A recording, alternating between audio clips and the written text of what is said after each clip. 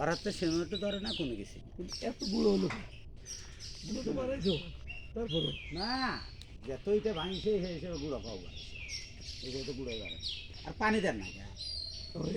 হ্যাঁ পানি দেন হিসেবে তো পানি আপনার ডিপ এখানে যেটা হবে এই যে ইট যে পরিমাণ গুঁড়া হয়ে গেছে এই গুঁড়া হওয়ার কারণে আসার তো কথা আছে না আপনার দেখা যাবে 30% থেকে 40% ইট বেশি লাগবে ঢালাই 30 থেকে 40% ইট বেশি লাগলে দেখেন আপনি 30,000 ইট লাগলে সেটা 40,000-এ চলে যাচ্ছে। আচ্ছা 40,000 10,000 ইট বেশি মানে আপনি কি সাত পদ্ধতি হবে কয় হাজার ইট আছে এখানে? ইট তো মনে করে 15-16,000 না এখানে ভাঙা আছে কত? ভাঙা 10-12 আপনার 12,000 বিল্ডিং এর এরিয়া যে বড় আপনাদের যে পরিমাণ ইট গুঁড়া হয়েছে এই গুঁড়াতে লস হবে আপনাদের। এই যে ইটা কিনে আনলি পারে তো ওই মেশিনটাই ভাঙবে আর সারা আপনি যেটা কইলেন যে ইয়ের থেকে নিয়ে আসলি পারে তাহলে তার গুঁড়া বাড়াইলা হ্যাঁ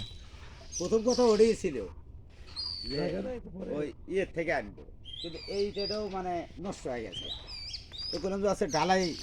সেবেটা একটু বেশি দিয়ে হচ্ছে এটাই ফেটে দিই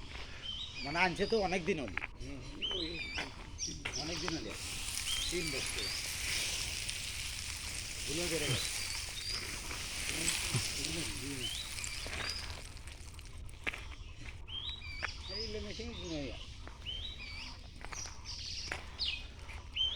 মেশিনের তো সমস্যা না, সমস্যা হতেছে যে এই যে দেখেন এই ইটটা এলে কি নতুন ইট, এইটা কিন্তু অরিজিনাল 1 নম্বরও মনে হচ্ছে না। যেমন 1 নম্বর ইটটা কিন্তু এই কোয়ালিটি হবে,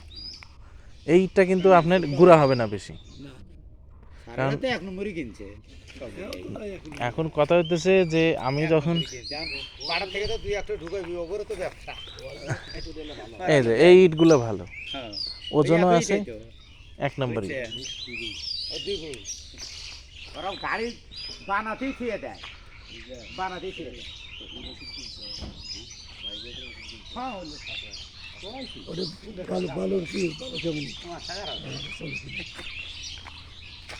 যেমন এইগুলো তো একদম ফুললি গুঁড়া হয়ে গেছে, বুঝলে কি কোনো কাজ লাগে না এলে রাস্তায় দিয়েন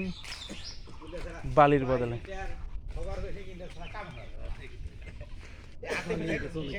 হ্যাঁ বালি ভালো আছে,